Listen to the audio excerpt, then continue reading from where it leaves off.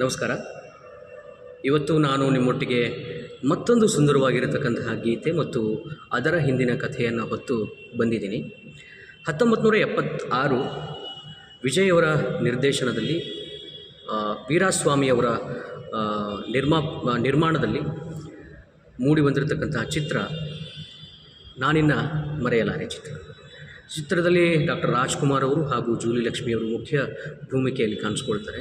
ಚಿತ್ರ ಅದ್ಭುತವಾಗಿರ್ತಕ್ಕಂಥ ಹಿಟ್ ಆಗುತ್ತೆ. ಆದರೆ ಆ ಚಿತ್ರದಲ್ಲಿ ಬರುವಂತಹ ಒಂದು ಹಾಡು ಇಡೀ ಚಿತ್ರತಂಡಕ್ಕೆ ತಲೆನೋವಾಗಿತ್ತು. ಯಾಕೆ ಅಂದರೆ ಡಾಕ್ಟರ್ ರಾಜ್ಕುಮಾರ್ ಅವರು ಮತ್ತು ಎಸ್ ಜಾನಕಿಯವರು ಸಾಂಗ್ನ ರೆಕಾರ್ಡಿಂಗ್ ಮಾಡಿರ್ತಾರೆ, ಸ್ಟುಡಿಯೋದಲ್ಲಿ ಹಾಡಿ ಆಗಿರುತ್ತೆ. ಆದರೆ ಅದನ್ನು ಹೀರೋಯಿನ್ನು ಶೂಟ್ ಮಾಡಬೇಕು ಅಂದರೆ ಅವರಿಬ್ಬರನ್ನೇ ಇಟ್ಕೊಂಡು ಕೋರಿಯೋಗ್ರಾಫರ್ಸು ಡೈರೆಕ್ಟರ್ಸು ಅದನ್ನು ನೋಡಿಕೊಂಡು ಶೂಟ್ ಮಾಡಬೇಕು ಅಂಥೇಳಿ ಇರುತ್ತೆ. ಆದರೆ ಎಲ್ಲಿ ಶೂಟ್ ಮಾಡೋದು ಅನ್ನೋದು ವಿಚಾರ ಬಂದಾಗ ಡೈರೆಕ್ಟ್ರು ಮತ್ತು ಕೋರಿಯೋಗ್ರಾಫರ್ನ ನಡುವೆ ಇಲ್ಲ ಒಂದು ಹೂವಿನ ತೋಟದಲ್ಲಿ ಇದನ್ನು ಸಾಂಗ್ನ ಶೂಟ್ ಮಾಡಿದ್ರೆ ಚೆನ್ನಾಗಿರುತ್ತೆ ಅಂಥೇಳಿ ಡಿಸೈಡ್ ಆಗುತ್ತೆ. ಸೊ ಪ್ರೊಡ್ಯೂಸರ್ ಗಮನಕ್ಕೂ ಕೂಡ ಈ ವಿಚಾರವನ್ನು ವಿಜಯ್ ಅವರು ತೊಗೊಂಬರ್ತಾರೆ. ಸೊ ಲೊಕೇಶನನ್ನು ನೋಡಬೇಕು, ಲೊಕೇಶನ್ಗಳನ್ನು ಚೆಕ್ ಮಾಡ್ತಾರೆ. ಸೊ ಲೊಕೇಶನ್ ಇದ್ದ ಕಡೆ ಹೋಗ್ತಾರೆ. ಆದರೆ ಎಲ್ಲೂ ಕೂಡ ಹೂಗಳಿರುವಂತಹ ತೋಟ ಸಿಗಲ್ಲ. ಸೊ ಹೊಲದ ಮಾಲೀಕನ ಹತ್ರ ಹೋಗ್ತಾರೆ. ಇಲ್ಲ, ಇದು ಹೂಗಳು ಯಾವಾಗ ಬಿಡುತ್ತೆ, ಯಾಕೆಂದರೆ ನಾವು ಇಂಥ ಟೀಮಿಂದ ಬಂದಿದ್ದೀವಿ, ಇಂಥ ಚಿತ್ರ ಇದೆ, ಸೊ ಒಂದು ಸಾಂಗ್ ಶೂಟಿಂಗ್ ಮಾಡ್ಕೋಬೇಕು ಅಂತ ಹೊಲದ ಮಾಲೀಕನ ಹತ್ರ ರಿಕ್ವೆಸ್ಟನ್ನು ಮಾಡ್ಕೊಳ್ತಾರೆ.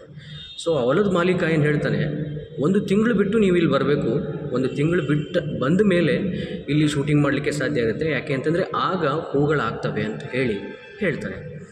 ಸೊ ಪ್ರೊಡ್ಯೂಸರ್ಸು ಮತ್ತು ಡೈರೆಕ್ಟರ್ಸ್ಗೆ ಈ ಹೀರೋ ಮತ್ತು ಹೀರೋಯಿನ್ ಅಂದರೆ ಅಣ್ಣವರು ಮತ್ತು ಈ ಜೂಲಿ ಲಕ್ಷ್ಮಿಯವ್ರನ್ನ ಹಿಡ್ಕೊಳ್ಳೋದು ಕಷ್ಟ. ಯಾಕೆ ಅಂತಂದರೆ ಅಣ್ಣವರು ಸಾಕಷ್ಟು ಬ್ಯುಸಿ, ಈ ಕಡೆ ಜೂಲಿ ಲಕ್ಷ್ಮಿಯವರು ಕೂಡ ಸಾಕಷ್ಟು ಬ್ಯುಸಿಯಾಗಿದ್ದರು. ಸೊ ಡೇಟ್ಸ್ ಆಫ್ ಹೊಂದಾಣಿಕೆ ಹೇಗೆ ಮಾಡೋದು ಅಂಥೇಳಿ ದೊಡ್ಡ ತಲೆನೋವಾಗುತ್ತೆ. ಡಾಕ್ಟರ್ ರಾಜ್ಕುಮಾರ್ ಅವ್ರಿಗೂ ರಿಕ್ವೆಸ್ಟ್ ಮಾಡ್ಕೊಳ್ತಾರೆ, ಈತ ಜೂಲಿ ಲಕ್ಷ್ಮಿಯವ್ರಿಗೂ ಕೂಡ ರಿಕ್ವೆಸ್ಟನ್ನು ಮಾಡ್ಕೊಳ್ತಾರೆ. ಸೊ ಹೇಗೋ ಎಲ್ಲವನ್ನು ಸರಿದೂಗಿಸ್ಕೊಂಡು ಒಂದು ಡೇಟನ್ನು ತಗೊಳ್ತಾರೆ. ಆದರೆ ಹೊಲದ ಮಾಲೀಕ ಏನು ಕಂಡೀಷನ್ ಹಾಕಿರ್ತಾನಂತಂದರೆ, ಈ ಚಿತ್ರತಂಡಕ್ಕೆ ನೀವೇನು ಮಾಡ್ತಿರೋ ಮಾಡಿ ಸರ್, ಬೆಳಗ್ಗೆ ಬಂದು ಶೂಟ್ ಪ್ರಾರಂಭ ಮಾಡಿದ್ರೆ ಸಾಯಂಕಾಲದ ಹೊತ್ತಿಗೆ ಮುಗಿದೋಗ್ಬೇಕು, ಒಂದೇ ದಿವಸ ನಿಮಗೆ ನಾನೇ ಆ ಡೇಟ್ ಕೊಡಲಿಕ್ಕೆ ಸಾಧ್ಯ. ಯಾಕೆಂದರೆ ಮಾರನೇ ದಿನ ಹಬ್ಬ ಇದೆ.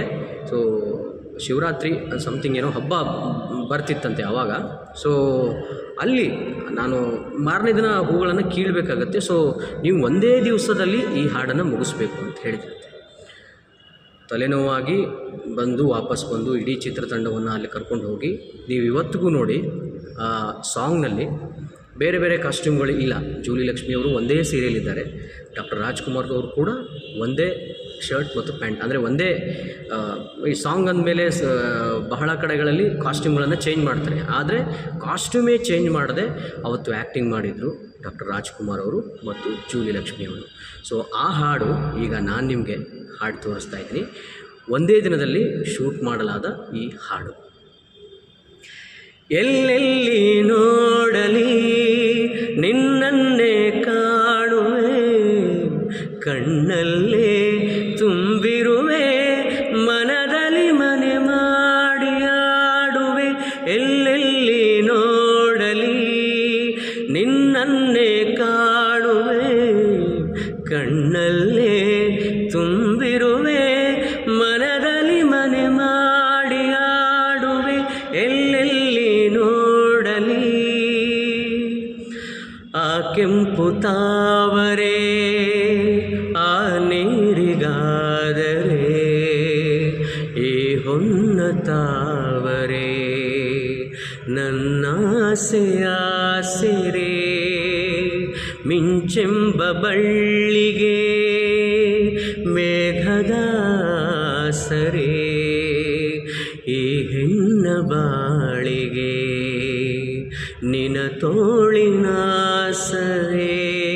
ಓ ಯುಗಗಳು ಜಾರಿ ಉರುಳಿದರೇನು, ನೀನೆ ನಾನು ನಾನೇ ನೀನು, ಆದ ಮೇಲೆ ಬೇರೆ ಏನಿದೆ. ಎಲ್ಲೆಲ್ಲಿ ನೋಡಲಿ ನಿನ್ನನ್ನೇ ಕಾಣುವೆ, ಕಣ್ಣಲ್ಲಿ ತುಂಬಿರುವೆ, ಮನದಲ್ಲಿ ಮನೆ ಮಾಡಿ ಆಡುವೆ.